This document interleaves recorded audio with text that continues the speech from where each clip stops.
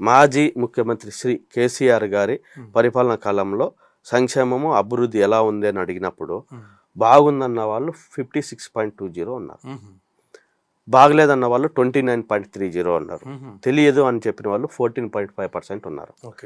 ఇప్పుడు Jubilee hills ఎన్నికలకి ఇదేంటంటే ముఖ్యమంత్రులు చేస్తున్న అభివృద్ధి పరిపాలన పైన నేను చెప్పిండేది.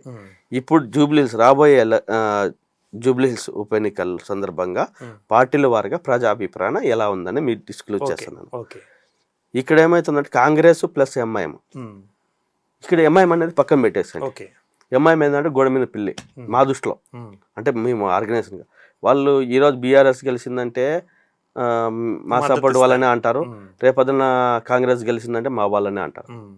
కానీ ఇప్పటికైతే గానీ వాళ్ళు కాంగ్రెస్కే మద్దతు ఇచ్చినట్లు ఉన్నారు.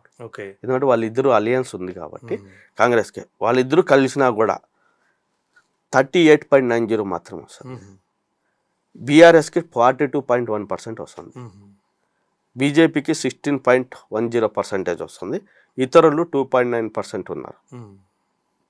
ఇతరులు అంటే ఇండిపెండెంట్గా వేసుకున్న వాళ్ళు వీళ్ళు ఉన్నారు. అంటే మీకు ఇప్పుడు దీన్ని బట్టి మీకు అర్థమైందంటే వీళ్ళకి వాళ్ళకి పెద్ద వ్యత్యాసం ఏం లేదు. 38.90 అంటే 39 అనుకోండి, 42.1 ఉంది, 42 అనుకోండి. 39కి 42కి ఎంత వేరియేషన్ ఉంది? ఓన్లీ 2 or 3% మార్జిన్లో వాళ్ళు పోతున్నారు. 40, 41, 42, వీళ్ళకి 39 అండి, 40, 41, 42 అంటే 3% మార్జిన్లను ముందంజలో ఉన్నారు.